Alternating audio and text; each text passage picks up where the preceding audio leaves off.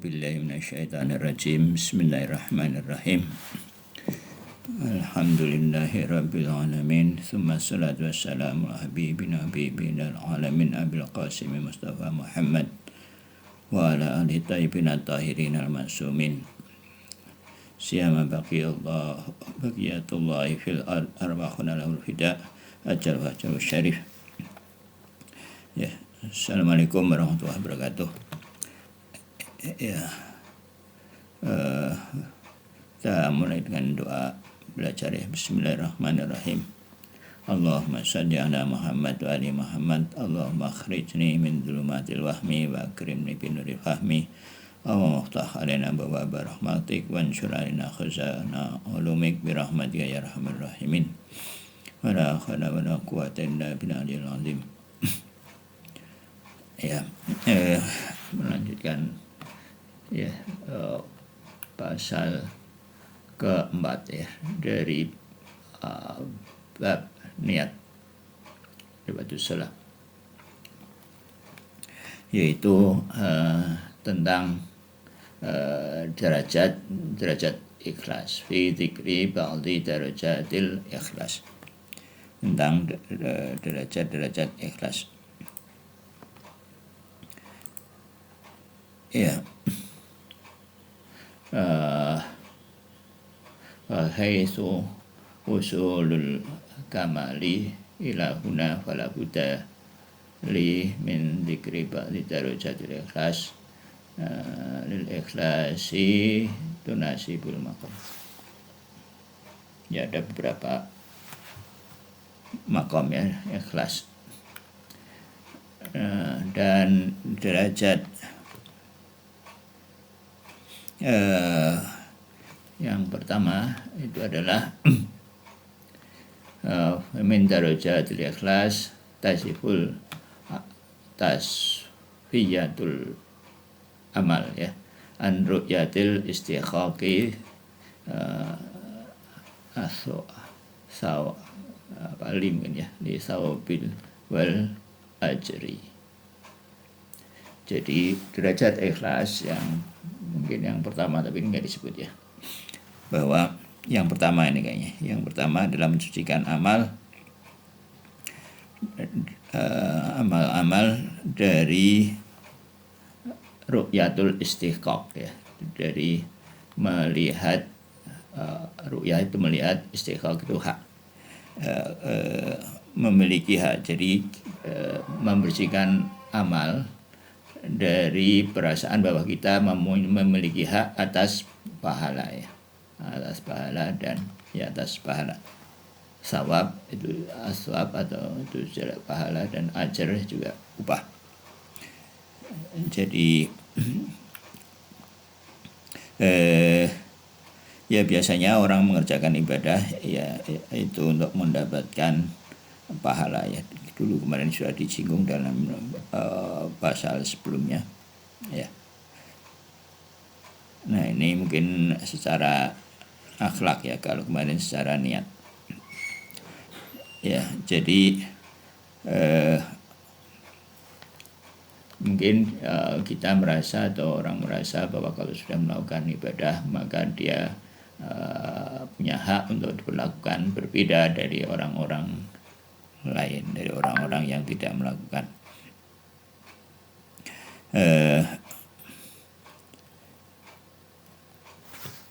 Jadi terus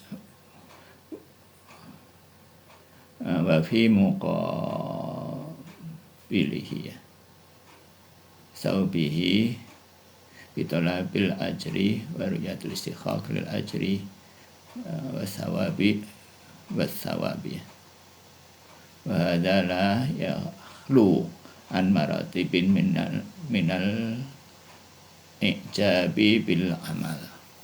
Jadi bahwa ru'yatul istiqaq itu, merasa punya hak, itu adalah termasuk bagian dari ujub. Jadi menganggap Allah perlu harus atau melakukan memperlakukannya dengan cara yang berbeda. Jadi seperti orang yang kerja terus dia harus mendapatkan gaji, dan dari kerja tersebut untuk mengira bahwa ibadah itu bukan menjadi sebab untuk mendapatkan pahala ya. Jadi pahala itu adalah haknya, bukan fadl, bukan karunia dari Allah Subhanahu wa taala. Jadi itu jadi menganggapnya itu bukan karunia, tapi bukan pemberian murni dari Allah Subhanahu wa taala, tapi dia melihat itu adalah sebagai imbalan atas apa yang dia lakukan. Jadi ibadah yang sifatnya transaksional gitu ya. Jadi selama hamba masih beribadah dengan cara seperti itu, dengan perasaan seperti itu, maka ibadahnya itu tidak murni, alias mengandung syirik ya. Mengandung syirik dan ada kotorannya, tidak murni kepada Allah Subhanahu wa taala. Ya, wala buddha lisaliki min takhlisi ya nafsihi minhu ya. Jadi hendaknya seorang salik untuk membersihkan dirinya dari hal-hal seperti itu ya. Ya, jadi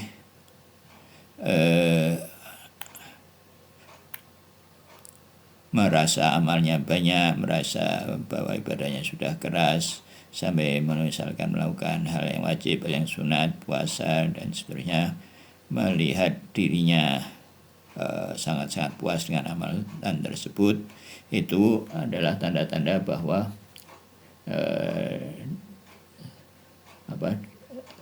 dia kena penyakit ujub ya. Dan jika seperti itu, jadi seorang sholih harus membersihkan dirinya ya, hatinya dari rasa-rasa tersebut. Ya, kenapa ya, kalau dia melihat dirinya berhak menjadi pahala, itu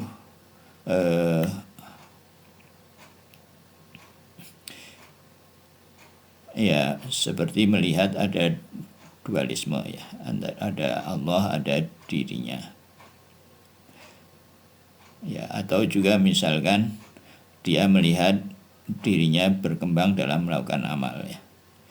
Dia merasa semakin ke atas, semakin bagus ibadahnya, semakin berkembang, ada perubahan dalam dirinya di ibadah. Terus mengatakan kepada dirinya sendiri, wah saya ini lagi ada perkembangan yang luar biasa, tetap semangat dari saya. Dan ya misalkan beberapa saat yang lalu, beberapa bulan yang lalu berbeda dengan sekarang, memuji diri sendiri, nah itu mungkin juga bagian dari ujub, dan itu adalah awal kegagalan dan ketidakberhasilan dalam suluknya. Itu merupakan syirik yang sangat tinggi dan menyebabkan banyak salik jatuh karena ibadahnya yang banyak dan karena riyadhahnya yang keras ya.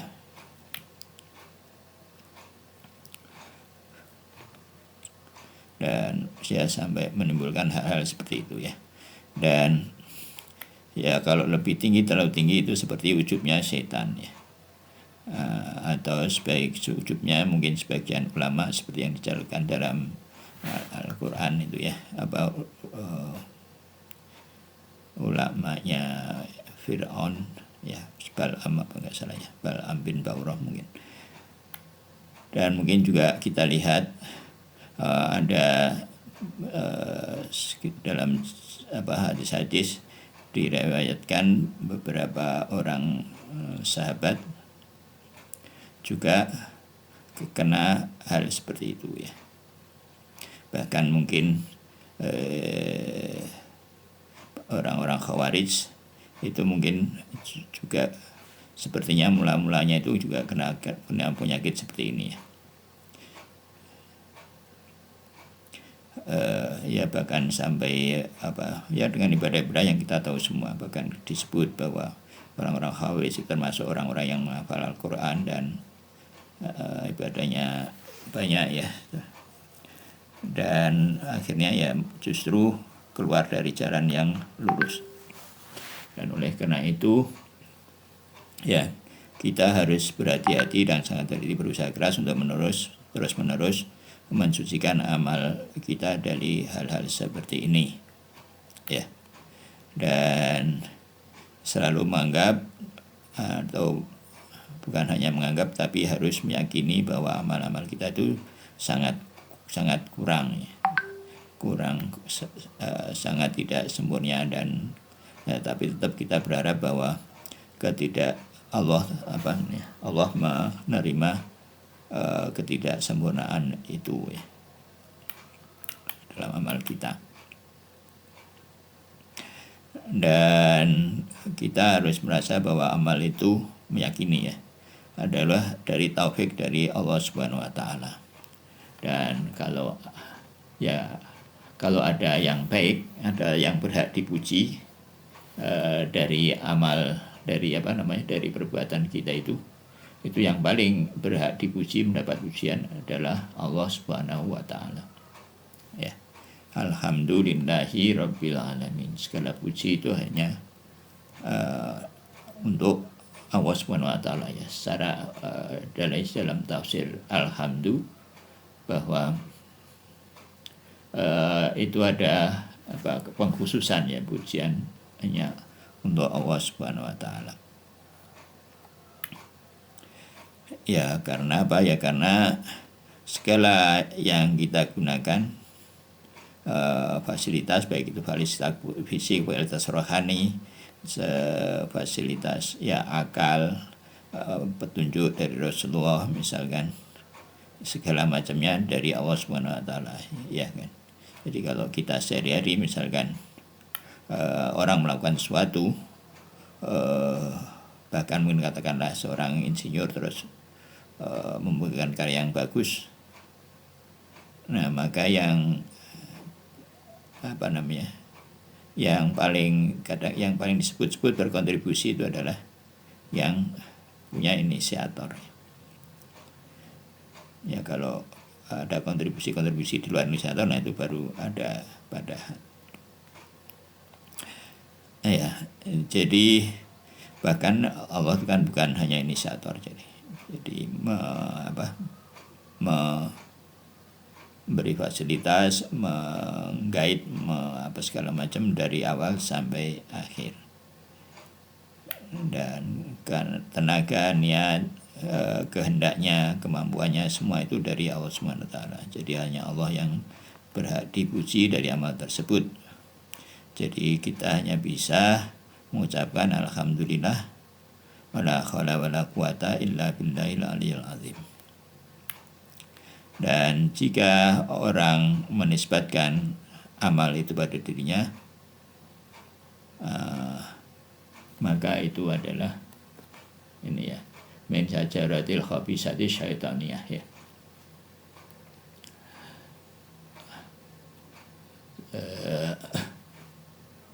Wa hadhihi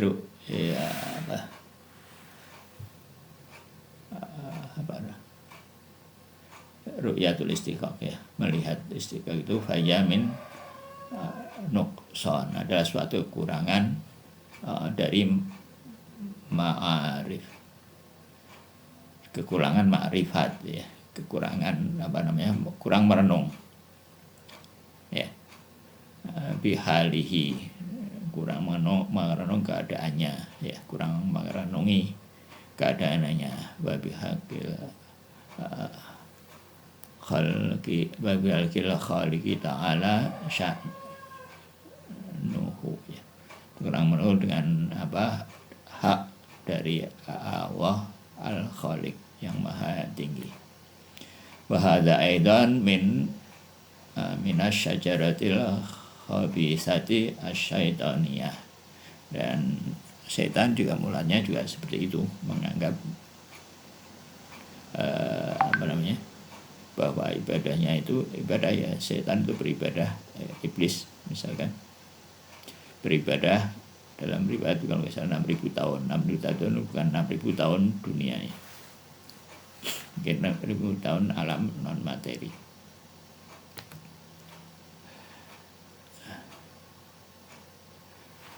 Dan allati yang kembali kepada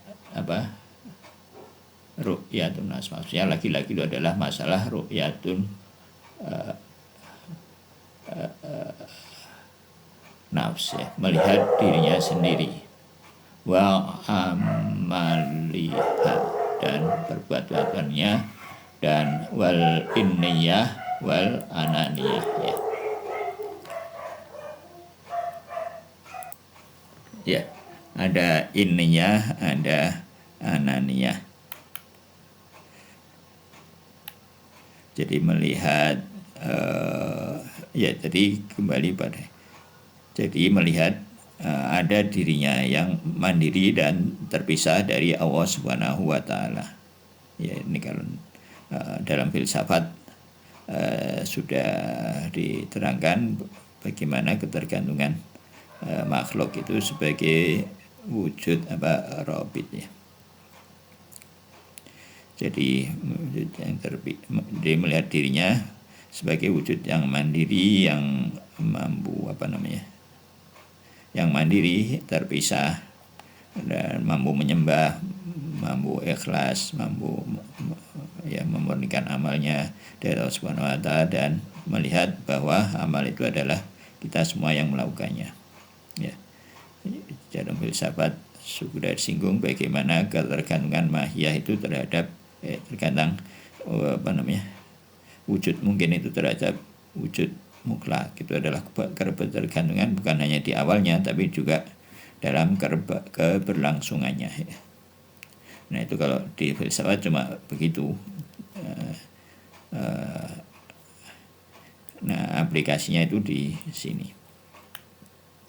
Jadi dia yang membersihkan diri dari ujub ya. Nah dua ya, inniyah dan ananiyah itu adalah ya, inniyah dan ananiyah itu adalah sebab utama ya, kunci dari kemusyrikan, di mana seorang hamba melihat ada dirinya. Inniyah itu adalah wujudnya, dia merasa punya wujud yang mandiri di samping Allah Subhanahu wa taala, itu sudah syirik kan ya.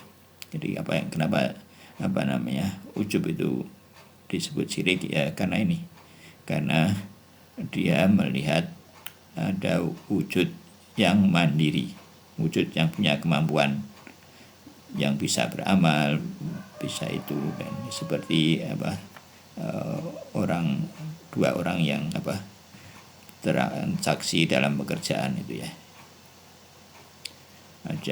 Ada pemberi kerja, ada yang orang yang bekerja. Ya melihat hubungan dia dengan Allah Subhanahu wa taala itu melihatnya seperti itu. Jadi dia merasa ada dia, ada Allah. Dan oleh karena itu dia merasa punya hak, punya kekuatan, punya hak ya, punya kehendak, punya inisiatif, punya fasilitas untuk melakukan amal-amalnya. Dan setelah itu ada hal yang lebih berbahaya dari ini ya. Jadi setelah dia melihat dirinya ada, bisa beramal, terus muncullah ego ya, artinya segala hal harus kembali kepada dia. Ini kalau lebih parah ya, meningkat menjadi egoistik. Nah egoistik yang disebut ananiyah ya. Jadi ini bedanya inniyah dan ananiyah. Ya, selama seorang hamba masih terjebak pada dua masalah ini, maka dia masih jauh dari Allah Subhanahu wa taala ya. Madama wa fi hijabi ru'yatul amali nafsihi wa yaraha min indi nafsihi wa yara nafsahu mustarifan ya fil amr fala apa ya fala yunaju min hadzal marid, maka dia tidak selamat dari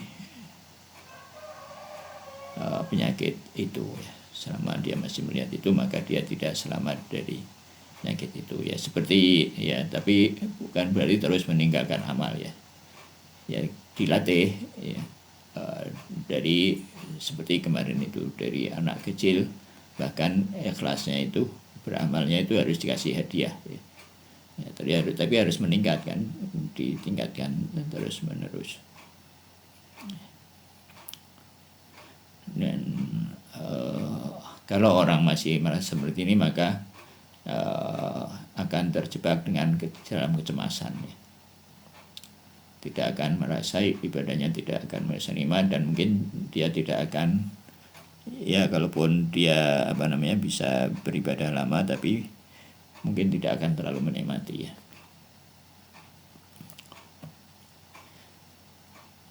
Ya. Dan pasti nanti akan timbul masalah ya. Timbul banyak masalah, baik dengan dirinya, mungkin juga dengan orang sekitarnya dan seterusnya.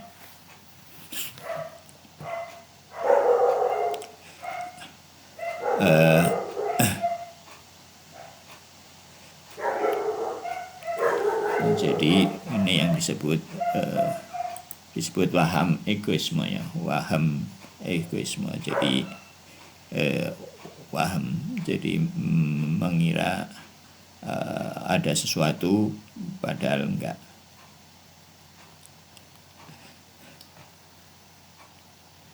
Fal insanul miskin ya, maka kita ini manusia yang miskin. Madama hujal yatul amal nafsi wa yaraha min indi nafsihi wa yara nafsahu mustarifan bil amr fala yanaju min hadzal marid wala yanalu hadhihi tasfiyah wa takhlis wala, maka dia belum ikhlas lah ya. Dan jadi itu adalah hijab. Dan terus fasadiku labutalahu ayyuja hidayah wa yufahim, maka dia harus berjihad ya, bersungguh-sungguh ya, mohon pertolongan, bertawasul kepada Allah dan mungkin kepada para maksumin untuk menghilangkan ini ya. Jadi memang ini urusannya hati ya. Dan seperti kita tahu bahwa tidak punya yang akses untuk mengelola hati itu kecuali Allah Subhanahu wa taala ya, dan para maksumin. Diri kita juga enggak punya akses yang terlalu banyak ya untuk urusan hati kita itu. Hati kita kan timbul begitu saja ya. Ya, jadi timbul itu dalam hati kan. Ya, enggak bisa kita kendalikan. Nah, itu bisanya dilatih ya. Kalau dari sisi kita itu bisanya kita melatih sambil berharap Allah memperbaiki hati kita ya. Nah, tapi kalau tidak berlatih gimana bisa enggak ya, itu apalagi kalau tidak berlatih ya, itu ya mungkin katanya ada wali-wali yang majdub ya, yang ditarik, tapi itu sebab-sebabnya tentu tetap ada hubungan sebab akibat. Dan memahamkan hatinya ya, memahamkan hatinya tentang apa ya, tentang tadi itu bahwa Bismillahirrahmanirrahim, alhamdulillahirabbil alamin ya. wala haula wala quwwata illa billahil azim yang tadi itu. Dan wabiriyadhil qalbiyah, dan juga dengan apa, riyadhah qalbiyah ya. Jadi beribadah itu tidak cukup secara lahiriah, harus sambil mengurus hatinya ya.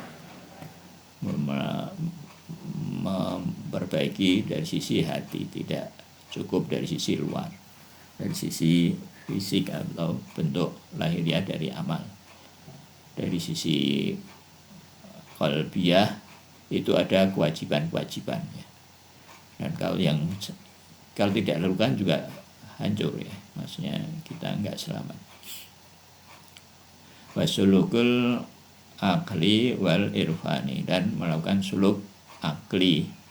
Suluk akli ini mungkin filsafat ya, filsafat yang benar ya, yang untuk memahami apa hubungan Allah atau wujud mutlak dengan wujud mungkin ya, suluk akli dan suluk irfani.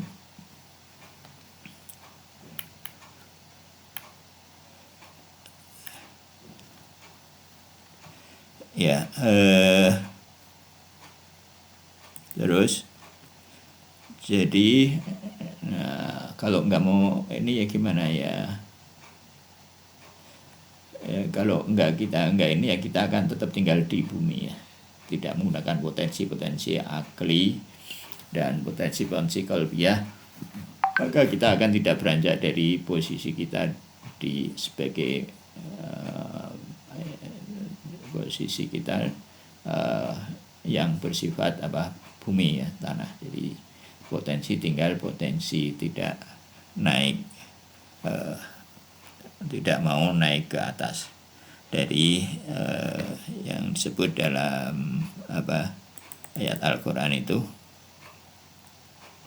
sebagai akhlada ilal ard ya,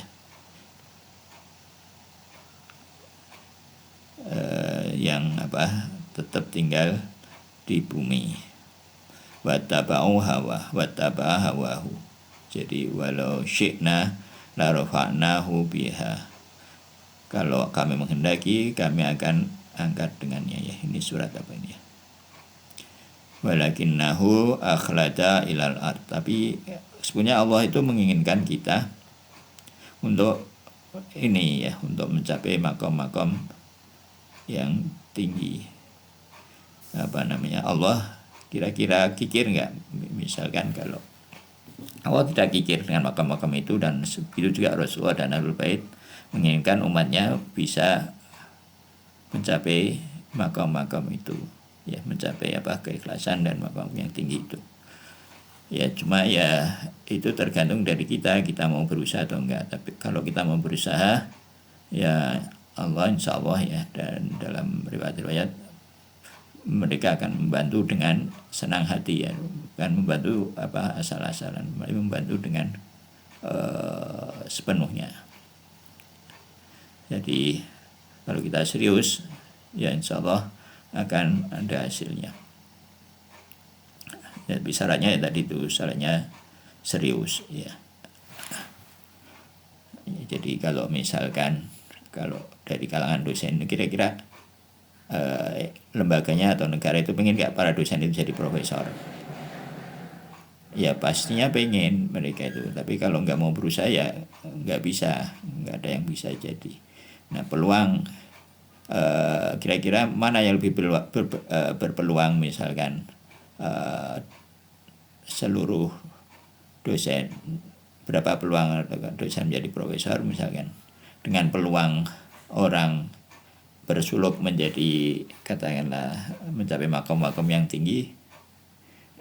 Nah kayaknya peluang untuk mencapai makom yang tinggi itu lebih mungkin ya ketimbang peluang seorang dosen yang besar. Jadi sebetulnya ini adalah peluang yang layak itu untuk dikejar ya. Lebih dari apa namanya ya, peluang kebahagiaan yang paling layak dikejar ketimbang apa namanya jalur-jalur kebahagiaan yang lainnya. Lebih mudah dan bahagianya bersifatnya kekal, dan kebahagiaan nanti yang dicapai akan luar biasa ya. yang tidak akan ada dilukiskan, tidak pernah mata melihat atau terlintas dalam hati atau terlintas dalam pikiran. Juga kekalnya juga akan sangat kekal, jadi layak untuk dikejar. Dan jalannya sudah ada, jadi dalam surat itu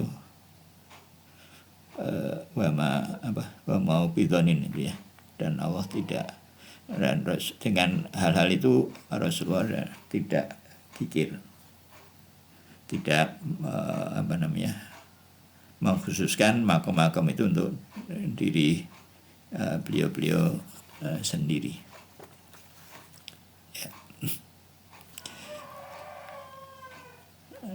Ya.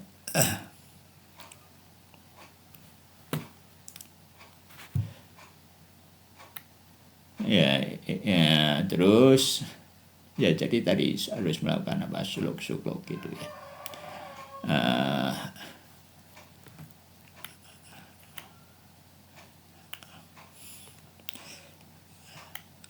Jadi ya, walaupun mungkin ada ya, kadang-kadang tadi ada orang tertentu yang ilmunya tinggi ya, tapi ya dimanfaatkan untuk mencapai hal-hal yang sifatnya duniawi, maka dia akan terpenjara dan hidup dalam penjara yang gelap.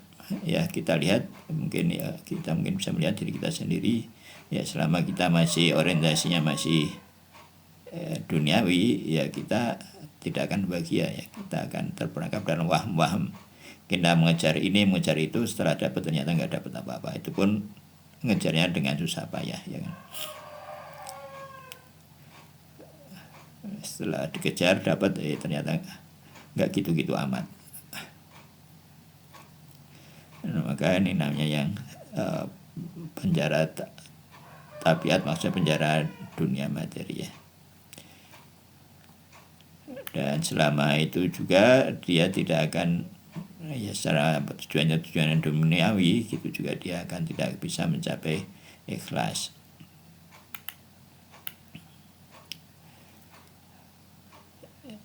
Jadi ikhlas ini ikhlas yang eksistensial ya, yang bagian dari wujud kita, yang merupakan kaif nafsani, yang merupakan kualitas jiwa.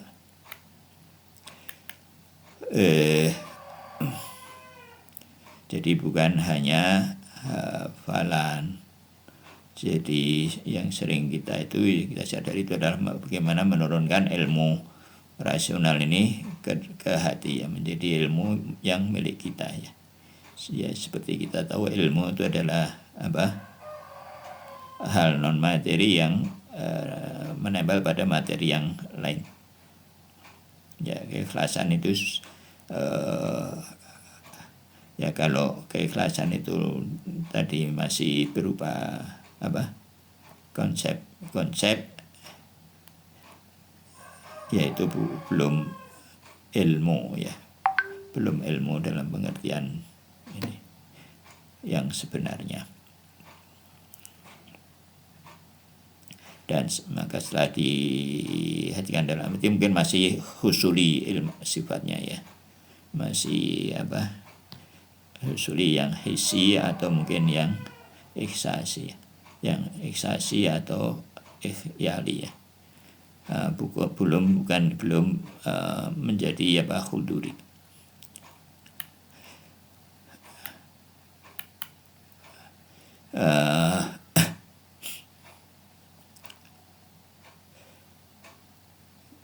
Jadi pertama yang dilakukan itu adalah bertafakur tadi itu ya, mentafakuri ini sehingga meyakini bahwa itu adalah yaitu bertafakur ya, memahamkan pada hati kita.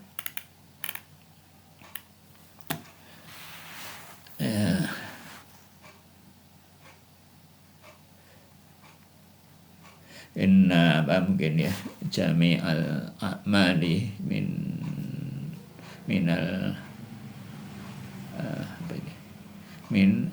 habatil ilahiyah, ya, bahwa seluruh amal-amal itu adalah merupakan karunia ilahi. Ya kita syukuri kalau ada amal-amal. Wan ni'am allati ajroha al-haq ta'ala ala yadil abd, yang diberikan kepada hamba. Faida tamakkana tauhidul fi'li fi qalbi salik fala yaral a'mal min indi nafsihi. Dan kalau tauhid fi'li itu sudah tetap mantap dalam hati seorang salik, maka dia tidak akan melihat bahwa amal itu dari dirinya. Wala yatlubu thawab, dan mungkin oleh karena itu dia tidak akan menuntut pahala. Ya, jadi menuntut pahala ini awal dari kehancuran, ya. Awal dari bal yara sawabu tafaddulan wa ni'am ibtidaiyah, dan akan melihat bahwa pahala itu adalah sebagai tafadul, ya, sebagai karunia dan nikmat yang diberikan.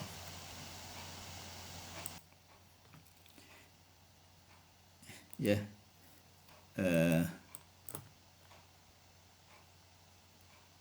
oke, ada komen? Kalau tidak ada sebenarnya tidak ada pengaruhnya kita ini, jadi tidak ada kuasa apa-apa, kenapa terus ada pahala sama dosa maksudnya, atau ada surga sama neraka kalau misalnya memang tidak mampu mengefek bahkan untuk tindakan sendiri, kenapa jadi disuruh bertanggung jawab atau diberi imbalan? Iya, ini levelnya level akhlak, ya, jadi jangan dicampur-campur. Jadi ini di level akhlak, di level hati. Ya, kalau level fikih, ya levelnya fikih, makanya fikihnya itu harus dilakukan, ya. Nah, secara fikih kan orang itu berkehendak, ya enggak, cuma kehendaknya itu diberi.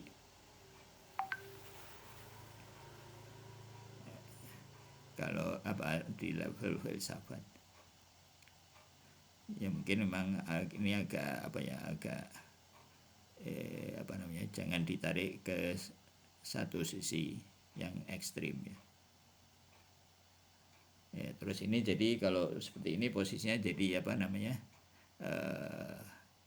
jaber, jadi terpaksa, ya enggak, ini levelnya level akhlak, ya. Jadi kita bicara akhlak, bicara meningkatkan itu, jadi fikihnya harus beres. Kan memang begitu kan cara orang mendidik itu, dalam pendidikan kan juga begitu caranya. Orang bisa nggak orang itu dihilangkan kehendaknya, misalnya suruh ngikuti aja, pokoknya kamu dikasih uang nggak usah macam-macam, pokoknya mau dikasih uang kayak mau nggak, tapi karena ini katakan karena orang tuanya atau majikannya kaya sekali dan baik hati, maka semua dikasihin. Itu kan nggak mendidik. Bukan caranya benar, kan Allah Maha Bijaksana. Jadi itu kalau seperti itu ya nggak ada bedanya kita dengan batu. Jadi bukan itu yang bukan seperti itu kan. Jadi jaber. Ya kalau jaber ya apapun ya jaber, nggak ada bedanya jabernya batu dengan jabernya manusia. Kalau kita tarik ke arah seperti itu, ya. Jadi makan ini adalah manjilah baina manjilatain. Kita punya kehendak, ya, kehendak kan punya kehendak. Nah, cuma kehendak kita ini mau kita ikutkan dengan kehendak Allah atau enggak gitu. Dan di situ Allah akan memberi pilihan. Nah, setelah kita memilih fikih, terus bagaimana meningkatkannya? Ya ini cara meningkatkannya ya.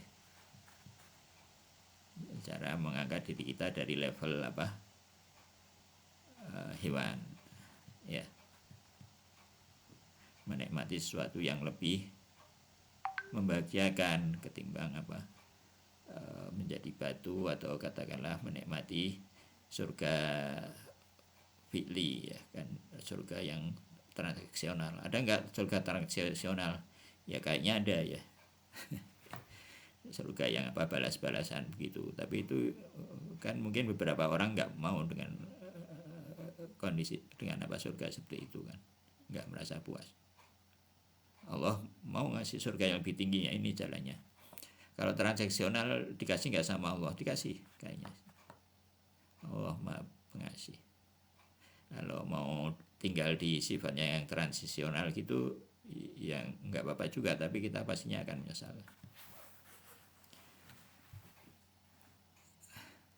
Kebahagiaan, ya kita tidak akan merasakan terlalu bahagia dengan agama kita ya kalau kita tinggal di level transaksional gitu.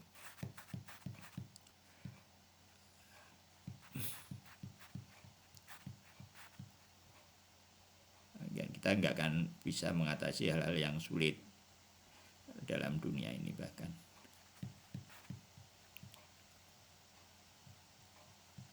Kata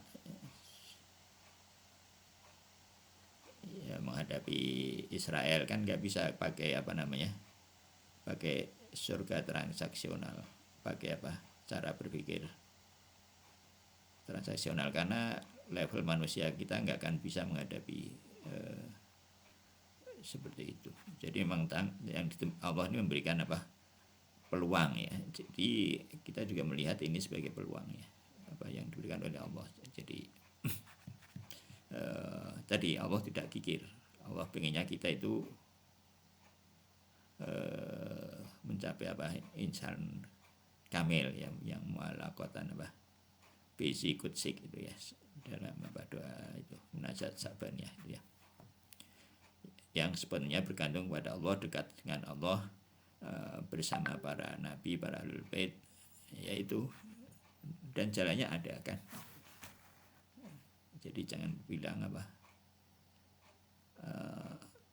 Allah tidak maha pengasih, tidak Rahman dan Rahim kan. Rahmannya Allah sudah ngasih, tinggal Rahimnya itu bagian kita, ada sisi yang harus kita kerjakan. Tapi tetap itu semua dari Allah SWT kan. Ya, di antara yang kita kerjakan itu bukan hanya fisik, tapi hati gitu. Yang fisik kan kita lakukan juga kan, nggak jauh berbeda apa yang kita lakukan secara fisik maupun secara hati ini. Apakah kita mau meningkat seperti ini, atau kita mau tinggal di yang transaksional itu secara fisik, mungkin perbuatan yang dilakukan itu nggak terlalu beda ya, yang ngaji ya, sholat ya, ya gitu kan. Tapi ini ditambah hal-hal yang sifatnya hati ya, tinggal dilanjutkan dengan mengelola hati gitu.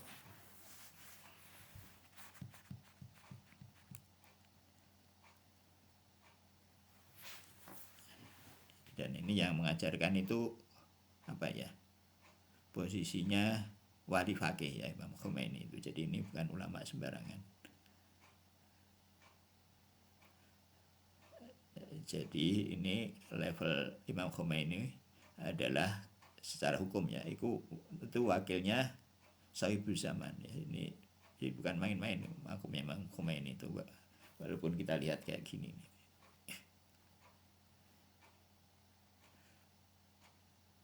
Jadi ada jalurnya, jadi maksudnya Allah memberikan jalan, alhamdulillah kan, mengajarkan kita, memberikan ada sosoknya yang mengajarkan.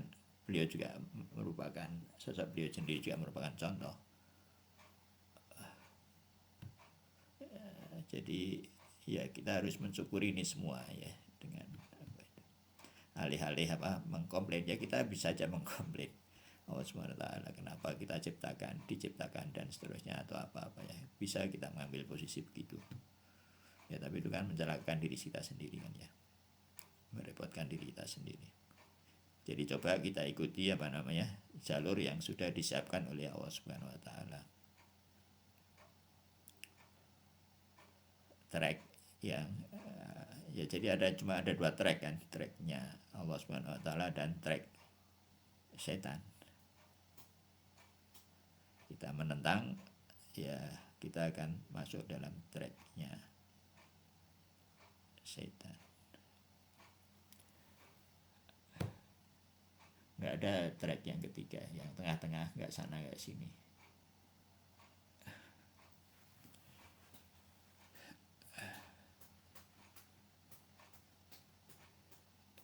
Gitu ya, sambil bertawasul ya, itu itu yang Ustaz Syaiful Yusuf itu mengajarkan itu ya Mahdi adrikni wala talhikni ya, wahai Sayyidul Zaman, tolonglah aku, jangan tuhlikni wala tuhlikni, jangan engkau hancurkan aku ya. Kita bertawasul minta pertolong supaya menjadikan kita bagian dari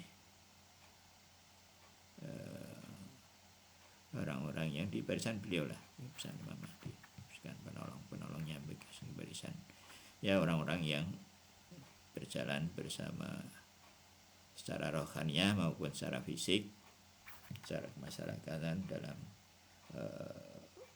barisan beliau ya, alaihi wassalatu wassalam.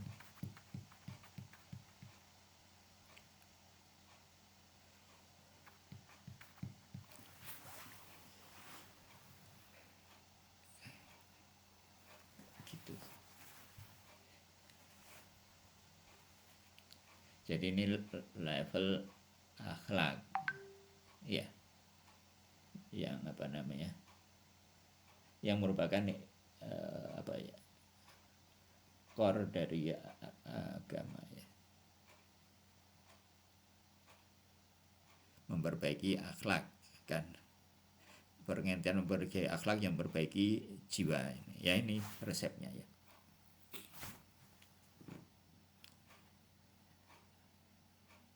Ya kita saksikan kan orang kalau nggak mau ikut resep ini ya repot. Kita juga bisa memberi bisa kita lihat diri kita sendiri ya kan ya.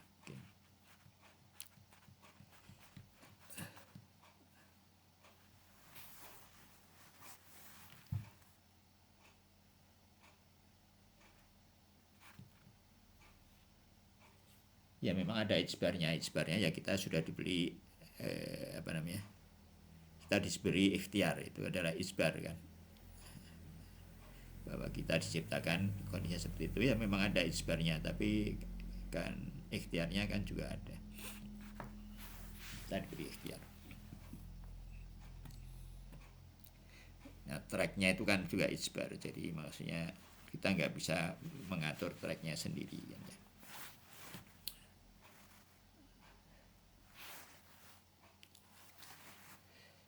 Hukum-hukum alam semuanya itu ijbar ya kan.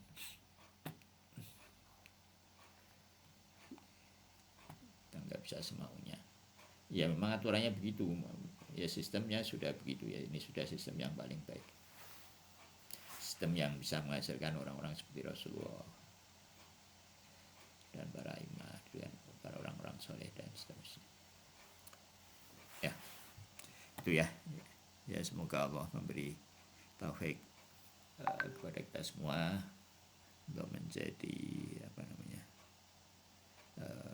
bagian dari kafilah rohaniah dan kafilah insaniah, kafilah basyariah, kafilah kemanusiaan, kemasyarakatan dari Rasulullah dan para imam alaihi wasallam, dan khususnya kepada menjadi bagian dari kafilah imam kita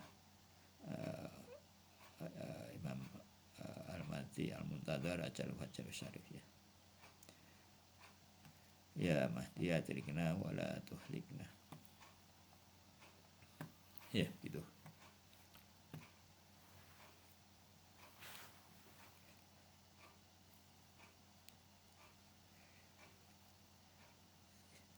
Ya Allah Maha Pengasih ya. Ini jangan dilupakan. Nggak ada pihak yang seperti Allah. Allah ni'mal maula wa ni'man nasir. Sebaik-baik maula. Coba cari maula yang lain. Nggak ada yang seperti Allah. Dalam Al-Quran itu kemarin ada itu dalam surat apa? Akhir surat Al-Hajj kalau nggak salah.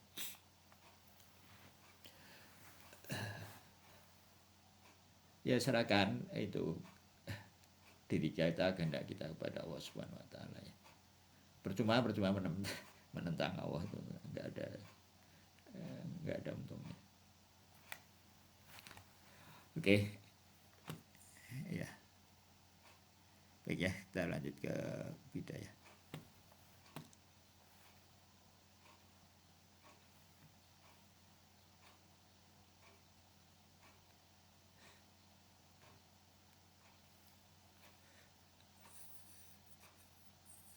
Sebentar. Jadi mazhab Ahlul Bait ini paket lengkap ya. Sosoknya ada ya kan, pengajarnya ada, argumennya kuat, filsafatnya kuat, fikihnya kokoh, jalur akhlaknya ada. Kurang apa coba? Nggak ada yang seperti itu.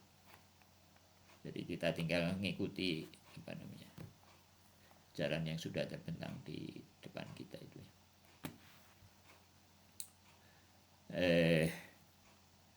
Ya,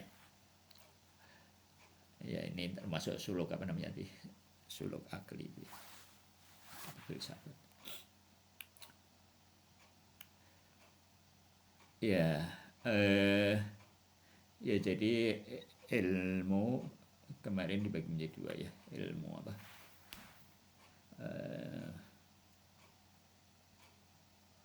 Husuli dan ilmu huduriyah. Sekarang ilmu husuli dibagi lagi menjadi dua, yaitu yang apa? Ikhsasi yang dan ikhyali ya. Oh ya. Terus ntar. Apa namanya? Ilmu husuli ya. Dibagi menjadi dua, yang itu yang apa? Yang kuli dan juz'i ya. Kuli itu yang mungkin yang memungkinkan untuk diaplikasikan lebih dari satu ya. Kalau juz'i yang tidak bisa dan hanya bisa diaplikasikan lebih dari satu. Nah mungkin ada perbedaan sedikit, bukan perbedaan ya, perbedaan yang signifikan pengertian juz'i dalam filsafat dan dalam mantik ya, karena istilah ini juga digunakan dalam mantik. Kalau dalam mantik, kalau misalkan individu itu sudah juz'i ya, kita namanya misalkan Z itu saudara ilmu juz'i, tapi kalau dalam filsafat itu tidak cukup ya. Dia disebut juz'i kalau sudah terindividuasi ya. Terindividuasi itu apa? Tahasus itu hanya dengan wujud. Jadi kalau kita melihat Z dengan wujudnya, itu baru dia apa namanya, baru bisa disebut juz'i. Selama Z itu masih dalam konsep, kita belum melihat orangnya, maka itu masih kuli, masih berpeluang ada beberapa orang Z. Kalau kita sudah melihat, maka itu adalah ilmu yang apa, hissi ya, eksasi atau hissi yang. Nah tapi kalau terus kemudian kita apa namanya, tidak mata kita pejamkan, terus kita masih apa, dalam benak kita masih ada apa, imajinasi atau gambar tentang Z, maka gambaran itu disebut ikhyali ya. Dan ikhyali itu tetap selama dia terkait dengan individu Z tadi itu, maka itu juga juz'i ya. Dan semuanya itu non materi ya. Semua ilmu yang disebut-sebut tadi itu semuanya bersifat mujarrad, tidak bisa dibagi dan tidak punya ukuran, bukan seperti gambar dalam kertas ya. Dalam benak ilmu, dalam benak kita itu bukan seperti gambar dalam kertas yang bisa dibagi-bagi seperti itu ya. Wa ma yatawahhamu ya, minal min muqaranatil usulil ilmi li zamani innama huwa muqaranatu syara'iti husulil istidadi lahu la nafsul ilmi ya. Adapun apa yang disangka ya secara keliru bahwa terjadinya ilmu itu bersama dengan waktu. Jadi kan ilmu itu sebagai entitas yang mujarrad itu kan tidak tergantung dengan waktu. Tapi kita merasa bahwa ilmu itu timbul dan tenggelamnya di benak itu kayaknya berkaitan dengan waktu gitu. Dan ini ada waham ya kan, ada tawahum, ada persangkaan yang keliru ya. Itu adalah timbulnya ilmu dalam benak itu secara tiba-tiba, inspirasi misalkan, atau hal yang kita lupakan terus kemudian kita ingat lagi. Itu bukannya itu tidak tidak bisa dikatakan bahwa ilmu itu tergantung sama waktu ya. Itu hanyalah terjadinya kebersamaan ya, muqaranah syara'itin husulil istidad. Itu hanyalah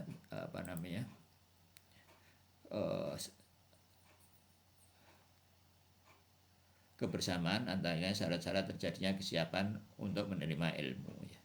Jadi benak kita setelah misalkan katakanlah kita berusaha, kalau peneliti misalkan ya sudah banting tulang apa segala macam, nanti terus timbul inspirasi tertentu ya, ide tertentu, timbul ide baru ya.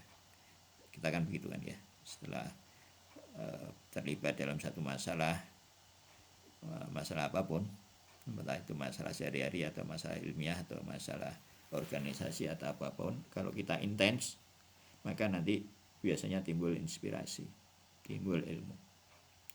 Nah dari mana ilmu itu? Atau mungkin kita punya ilmu sesuatu terus kemudian hilang, terus tiba-tiba muncul lagi. Nah itu sebetulnya itu bukannya ilmu yang tergantung dari waktu, tapi kemunculannya jadi itu urusannya dengan nafs, bukan dengan ilmu ya.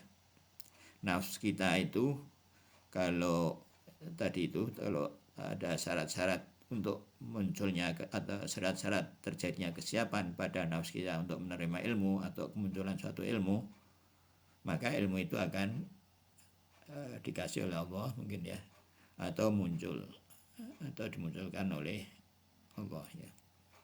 Misalkan kita pernah ketemu dengan seseorang, terus lama tidak pernah ketemu, hilang dari ingatan, terus kita ketemu dengan orang tersebut dalam kondisi yang sudah berubah dan seterusnya, atau mungkin kita mendengar berita apa, maka bayangan orang tersebut muncul lagi dalam benak kita ya.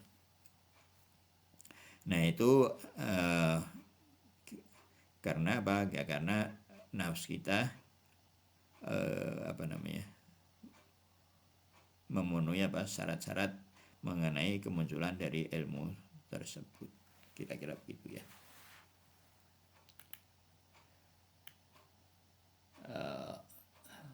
Wama tawassud, kemudian ada pun fakta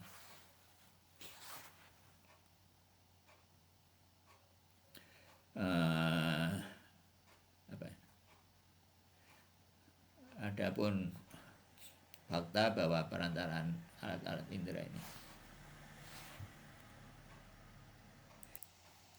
ya ini bahasa Indonesianya aja ya. Adapun fakta adalah perantaraan alat indera terjadinya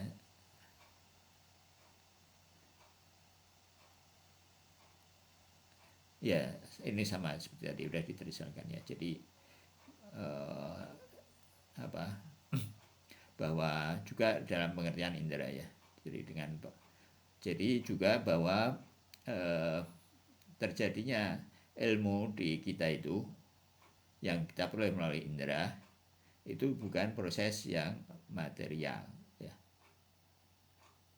Jadi ilmu di indera itu tidak sama dengan kamera misalkan ya. Lensa melihat ada cahaya, ada proses yang semuanya fisik ya, lensa dan seterusnya, terus sampailah pada film misalkan, atau kalau zaman sekarang penerima image itu ya. Setelah diproses dan semuanya mulai fisik, timbul gitu. Nah, ilmu dalam jiwa itu tidak seperti itu ya, tidak sama. Dan prosesnya itu ya cahaya terus mata masuk itu, dan setelah itu mungkin ada proses yang materi yang itu fungsinya adalah menyiapkan jiwa ya. Setelah jiwa siap, maka jiwa itu memperoleh ilmu melalui gambar suara ilmiah ya. Dan penjelasan hal ini secara terinci dijelaskan dengan ilmu tentang jiwa ya, filosof, dan ini bahasa Inggrisnya philosophical psychology ya, ilmu jiwa tapi yang bagian filosofisnya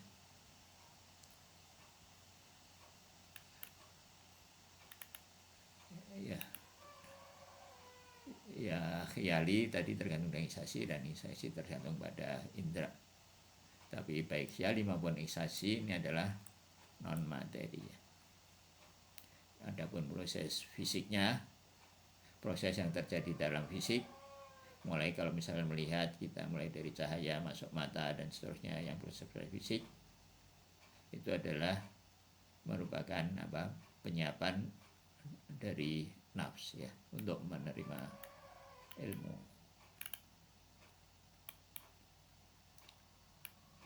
Nah, terus kadang ada para filosof yang menganggap begini ya, bahwa ini nggak tepat ya. Ini yang jelaskan berikut ini nggak tepat. Ya, ini ya, ini penjelasan yang seharusnya dibantah ya, jangan diterima ini. Nah, tapi sebagian orang tapi akan dijelaskan ya, akan dijelaskan pendapat yang keliru. Jadi ini alamah menjelaskan hal yang keliru dulu ya, bahwa sebagian para filosof mungkin ya, ada yang mengatakan bahwa proses ta'akul itu proses intelektif atau intellectual thinking. Itu terjadi dengan cara mengupas objek pengetahuan dari materi dan aksiden-aksiden yang individuasinya ya. Ya kan, jadi sehingga yang tersisa adalah mahiyah yang terlepas dari lapisan material, seperti lapisan material, bisa dipahami ya. Jadi misalkan kalau kita mau memahami manusia ya, maka kita apa namanya, lihat ada Zaid, ada Ali, ada Husain, ada Zainab dan seterusnya, ada yang laki-laki, ada perempuan. Terus kita melakukan proses ta'akul. Proses ta'akul itu gimana? Ya melepaskan individuasi tadi itu. Misalkan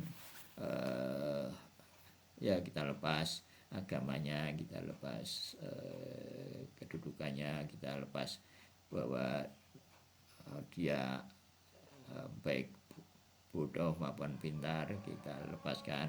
Kita apalagi gendernya kita lepas, dia tidak laki-laki dan tidak perempuan, dan terusnya kita lepas semuanya, semua materi-materi dan aksiden-aksiden yang mengindividuasinya tadi itu, yang apa, tinggalnya di mana, umurnya berapa, hidup tahun berapa dan seterusnya. Pokoknya aksiden-aksiden yang mengindividuasinya, sehingga yang tersisa hanyalah mahiyah manusia.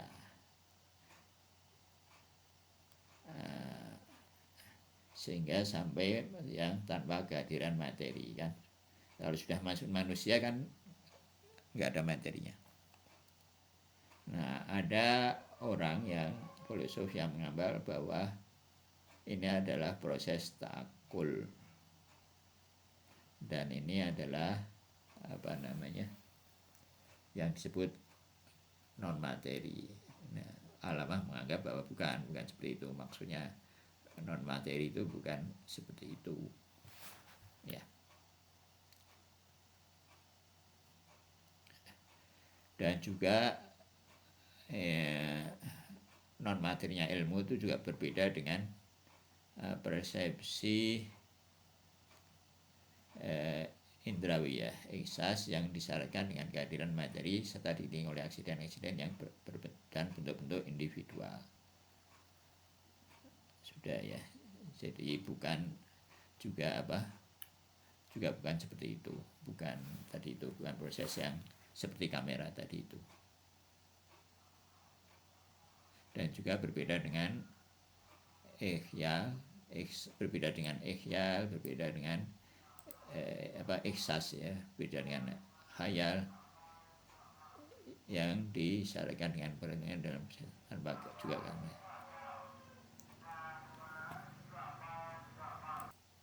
Jadi ini bukan penjelasannya, bukan penjelasan tentang ilmu, itu bukan seperti itu semua. Yang benar bahwa penjelasan hakiki itu adalah bahwa semuanya itu sudah imateri gitu.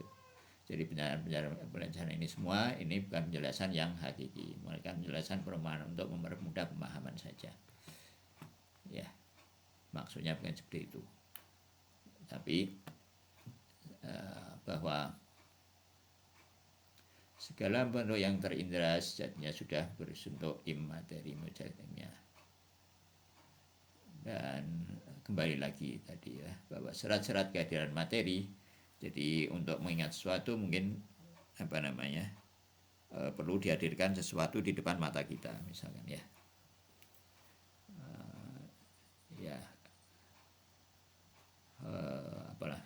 Misalkan untuk memahamkan hukum Newton misalkan perlu dilakukan praktikum. Nah, jadi syarat-syarat kehadiran materi atau hal-hal yang harus dilakukan secara material itu hanyalah menyiapkan jiwa agar siap menerima ilmu lah, kira-kira begitu ya. Juga syarat-syarat keterlingkupan bentuk-bentuk individual diperlukan untuk. Jadi semuanya itu adalah kaitannya dengan kesiapan jiwa saja, bukan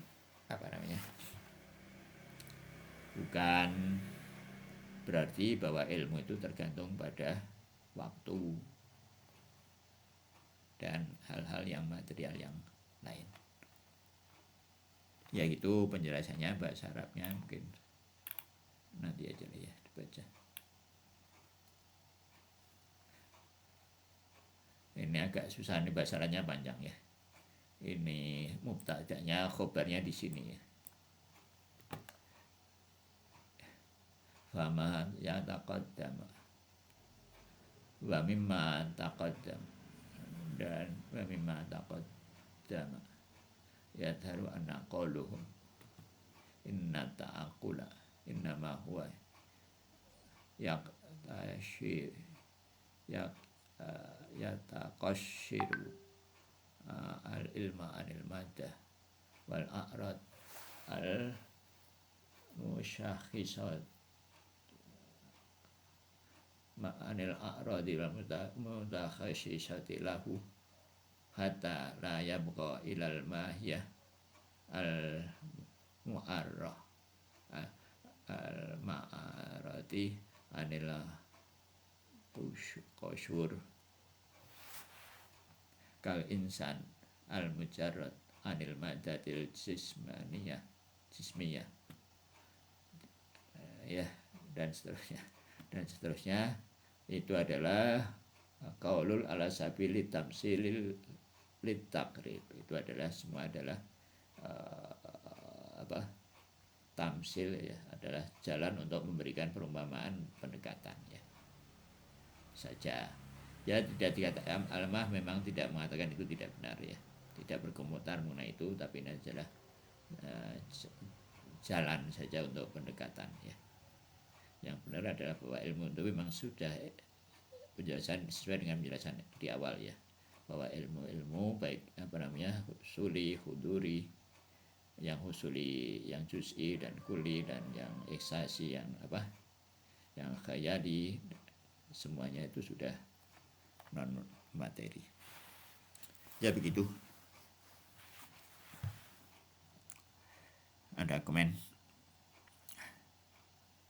Jadi nanti setelah ini bagaimana ilmu Allah Subhanahu wa taala. Itu memang agak ya ini pengantar menuju ke sana. Mungkin.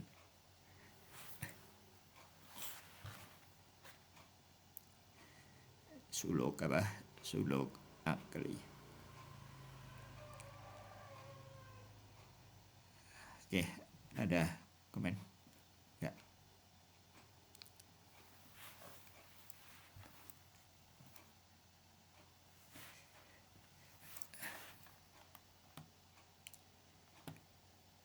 Baik, kalau nggak ada mungkin dicukupkan segini dulu ya. Kita tutup dengan salawat dan al-fatihah yang palingnya kita kepada Rasulullah dan a'immah al-mussalam para ma'sumin alaihi wassalatu wassalam, dan para ulama khususnya Muqaini dan alamat tabai, dan para guru-guru yang sudah menyampaikan ilmu ini kepada kita, dan untuk orang-orang tua kita, untuk putra putri, untuk keluarga kita yang sakit dan yang sudah di alam kubur ya, apalagi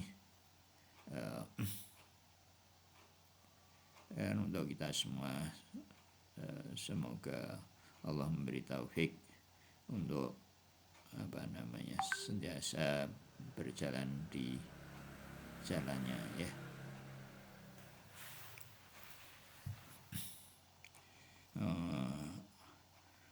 Allahumma salli ala Muhammad wa ali Muhammad. A'udzu billahi minasyaitonir rajim. Bismillahirrahmanirrahim. Alhamdulillahirabbil alamin arrahmanir rahim maliki yaumiddin. Iyyaka na'budu wa iyyaka nasta'in ihdinas siratal mustaqim. Siratal ladzina an'amta 'alaihim ghairil maghdubi 'alaihim waladdallin. Subhana rabbika rabbil izzati amma yasifun wa salamun alal mursalin walhamdulillahi alamin. Wal afu minkum. Wassalamualaikum warahmatullahi wabarakatuh. Persis. Itu bab berapa? Ini bab 11 pasal kedua. Oh, baru pasal kedua. Ini ya termasuk ini pasal yang penting ya. Sebetulnya nggak ngerti. Nggak ngerti yang gimana? Nggak ada itu, lagi baca yang bahasa Inggris. Coba ikuti yang kuliahnya bahasa Inggris, yang kuliahnya jadi Ustaz Somali. Ini kuliah nomor 62 ya. Itu tentang ada yang khusus sama yang Eksasi. jadi kalau yang Iksasi ilmu yang dibahas sama filsuf itu yang universal. enggak, itu pendekatan ya, jadi enggak begitu. Jadi gimana gitu. Itu tadi udah dibilang bahwa itu pendekatan. Yang dimaksud itu bukan itu ya. Nangkapnya itu Itu yang yang itu dimaksud. saja diajarin. Yang dimaksud bahwa ilmu itu non materi itu bukan itu ya. Bukan apa namanya, proses yang dibilang proses inteleksi tadi itu bukan begitu ya. Itu ya Oh, urusan mereka sendiri aja ya. Alamah tidak berkomentar apakah proses interaksi yang disebutkan seperti itu benar atau enggak. Tapi beliau bilang cuma itu pendekatan saja. Yang jadi di apa? Hah?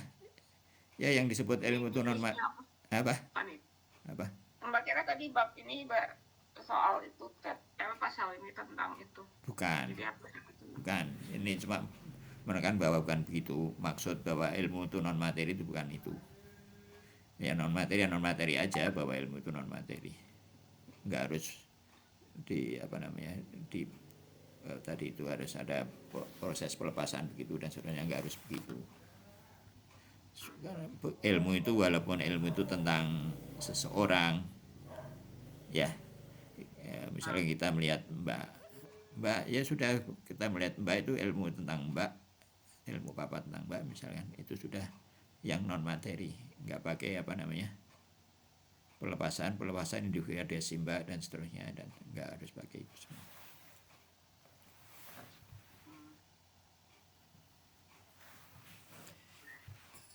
Iya, ya Banyak banget ya. iya begitu, ini memang namanya filosof. Jadi kalau apa namanya ya memang kalau nggak pakai guru ya itu memang bisa tersesat baca gini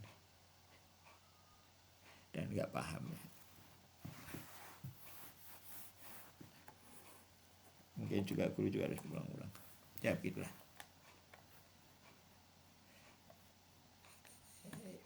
Ya, ya alhamdulillah ya kita bisa dapat ilmu-ilmu semacam ini yang nggak ada di luar. Oke.